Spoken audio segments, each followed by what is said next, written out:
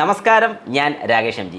പഴയ വാഹനം പലരും ചിന്തിക്കും, പഴയ വാഹനം മാറ്റി പുതിയതെടുക്കുന്നതിനെക്കുറിച്ച് ഞാനും പല വീഡിയോസിലും പറയാറുണ്ട്. പഴയ വാഹനങ്ങൾ സെക്കൻഡ് എടുക്കാതിരിക്കുന്നത് നല്ലതായിരിക്കും എന്നൊക്കെ പറയാറുണ്ട്. എന്നാൽ ഇപ്പോഴും പഴയ വാഹനം നല്ല രീതിക്ക് കൊണ്ടു നടക്കുന്ന ഒരുപാട് പേരുണ്ട്. അതായത് ഇപ്പോൾ ശരിക്കും പറഞ്ഞു കഴിഞ്ഞാൽ ഒരു 10 വർഷമായ വാഹനം, അല്ലെങ്കിൽ ഒരു 15 വർഷമായ വാഹനം, അല്ലെങ്കിൽ 20 വർഷമായ വാഹനമൊക്കെ നല്ല കിളിക്കുഞ്ഞ് പോലെ, അതായത് അതുപോലെ മെയിൻറ്റെയിൻ ചെയ്ത് കൊണ്ടുപോകുന്ന ആൾക്കാരുണ്ട്.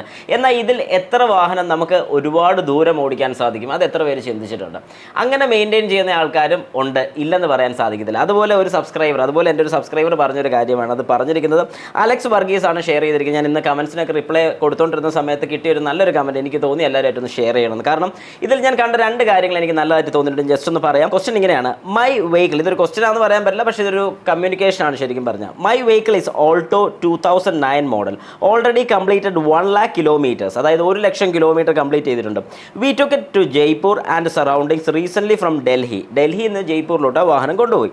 Travelled at a speed of 110 kilometre, 110 kilometre സ്പീഡിലാണ് ആ വാഹനം ഓടിയത്. ഏതായാലും 110 കിലോമീറ്റർ സ്പീഡിലൊക്കെ പോയിട്ടുണ്ടെങ്കിൽ അടിപൊളിയാണ്. കാരണം ആ വാഹനം ഇപ്പോഴും അതുപോലെ മെയിൻറ്റെയിൻ ചെയ്യുന്നുണ്ട്. 2009 മോഡൽ വാഹനമാണ്. അതായത് ഇന്നേക്ക് 15 വർഷമാകുന്നു. അതായത് ആ ഒരു വാഹനം 15 ഇയേഴ്സായി 1 ലക്ഷം കിലോമീറ്ററും കഴിഞ്ഞിട്ടുണ്ട്. ഇനിയാണ് ഞാൻ പറയുന്നത്, എനിക്ക് ഇഷ്ടപ്പെട്ടു എന്ന് പറഞ്ഞൊരു കാര്യമാണ്.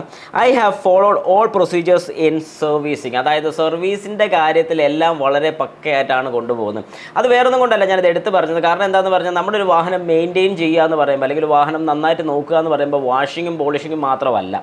വാഷിങ്ങും പോളിഷിങ്ങും ഒക്കെ വേണം. അതിൻ്റെ കൂട്ടത്തിൽ തന്നെ ഏറ്റവും അത്യാവശ്യമുള്ള കാര്യമാണ് വാഹനത്തിൻ്റെ എൻജിൻ മെയിൻറ്റെയിൻ ചെയ്യുക എന്നുള്ളത്. എൻജിൻ മെയിൻറ്റെയിൻ ചെയ്യുക, എൻജിൻ മാത്രമല്ല മെയിൻറ്റെയിൻ ചെയ്യേണ്ടത്. മെയിൻറ്റെയിൻ ചെയ്യുമ്പോൾ അതിൻ്റെ റിലേറ്റഡ് ആയിട്ടുള്ള എല്ലാ കാര്യങ്ങളും, അതായത് എൻജിൻ മെയിൻറ്റെയിൻ ചെയ്യണമെന്നുണ്ടെങ്കിൽ നമ്മുടെ ഫ്യൂൽ ടാങ്കിൽ നിന്ന് വരുന്ന ഫ്യൂൽ ക്ലീൻ ആയിരിക്കണം. ഫ്യൂൽ ടാങ്കിൽ നിന്ന് വരുന്ന ഫ്യൂൽ ക്ലീൻ ആകുന്നുണ്ടെങ്കിൽ ഫ്യൂൽ ഫിൽറ്റർ കറക്റ്റായിട്ട് റീപ്ലേസ്മെൻറ്റ് ആയിരിക്കണം. എൻജിനിലോട്ട് എയർ എടുക്കാൻ വേണ്ടി പുറത്തുനിന്ന് എയർ എടുക്കണം. ഈ എടുക്കുന്ന എയർ നീറ്റ് ആയിരിക്കത്തില്ല, അല്ലെങ്കിൽ ക്ലീൻ ആയിരിക്കത്തില്ല. ഈ എയറിനെ ക്ലീൻ ചെയ്യാൻ വേണ്ടി എയർ ഫിൽറ്റർ വരുന്നുണ്ട്.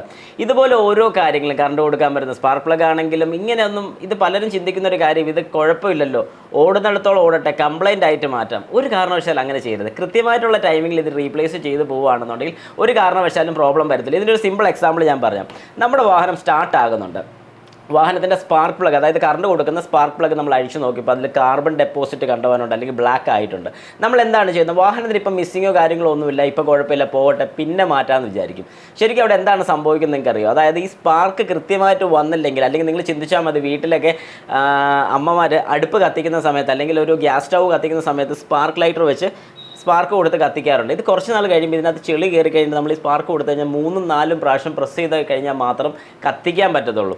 ഇതേ സെയിം ഫംഗ്ഷൻ തന്നെ നമ്മുടെ വാഹനത്തിലും വരുന്നുണ്ട്. അപ്പോൾ അങ്ങനെ സ്പാർക്ക് കൃത്യമായിട്ട് കിട്ടാതെ വന്നിട്ടുണ്ടെങ്കിൽ രാവിലത്തെ സ്റ്റാർട്ടിങ് അല്ലെങ്കിൽ ഇടയ്ക്കുള്ള സ്റ്റാർട്ടിംഗ് ഒക്കെ ഒരു 3-4 തവണയും കൂടെ നമ്മുടെ എഞ്ചിൻ ക്രാങ്ക് ചെയ്യേണ്ടി വരുന്നുണ്ട്. അപ്പോൾ ഇങ്ങനെ ക്രാങ്ക് ചെയ്ത് ഡിലേ വരുത്താതിരിക്കാൻ വേണ്ടിയിട്ടാണ് ഈ പ്ലഗും കാര്യങ്ങളൊക്കെ മാറണമെന്ന് പറയുന്നത്. പിന്നെ രണ്ടാമത്തെ കാര്യം കൂടി ഞാൻ പറയാം. ഇവിടെ ഇപ്പോൾ ഫ്യൂവൽ ലോസ് നമുക്ക് സംഭവിക്കുന്നുണ്ട്.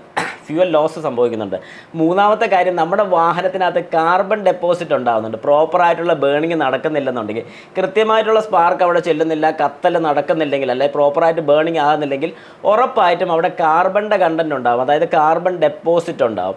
ഇങ്ങനെ കാർബൺ ഡെപ്പോസിറ്റ് നമ്മുടെ വാഹനത്തിൻ്റെ ലൈഫ് കുറച്ചുകൊണ്ടിരിക്കും. അതേ സ്ഥാനത്ത് നമ്മൾ ഈ കാര്യങ്ങളൊക്കെ കൃത്യമായിട്ട് മാറിക്കൊണ്ടിരിക്കുകയാണെങ്കിൽ നമ്മുടെ വാഹനത്തിന് വേറെ കംപ്ലൈൻറ്റോ കാര്യങ്ങളോ ഒന്നും വരുന്നതായിരിക്കില്ല. അതുകൊണ്ട് നിങ്ങൾ എപ്പോഴും ഈ ഒരു കാര്യം മനസ്സിൽ വെച്ചിട്ട് എപ്പോഴും നമ്മുടെ വാഹനത്തിൻ്റെ സർവീസ് പ്രോപ്പർ ആയിരിക്കണം. ഇതിലൊരു കാര്യം കൂടെ കൂട്ടിച്ചേർത്തിട്ടുണ്ട്. But finally I like to say that it was because of God's grace we completed the journey. നല്ലൊരു കാര്യം. കാരണം അതിനകത്ത് ദൈവത്തിനെയും ഒന്ന് വിചാരിച്ചിട്ടുണ്ട്, വേറൊന്നും കൊണ്ടല്ല.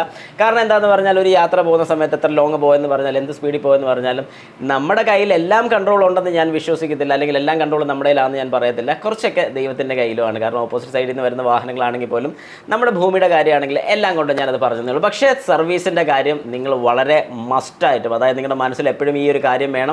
ഇങ്ങനെ കൃത്യമായിട്ട് ചെയ്ത് കഴിഞ്ഞാൽ നിങ്ങളുടെ വാഹനത്തിന് വേറെ കംപ്ലയിൻസോ കാര്യങ്ങളോ ഒന്നും തന്നെ വരുന്നതായിരിക്കില്ല. അതായത് വാഹനത്തിൻ്റെ പ്രോപ്പർ മെയിൻ്റെനൻസ് എന്ന് പറഞ്ഞാൽ അത് സർവീസ് തന്നെയാണ്. വളരെ കൃത്യമായിട്ട് പറയാം, അത് സർവീസ് തന്നെയാണ്.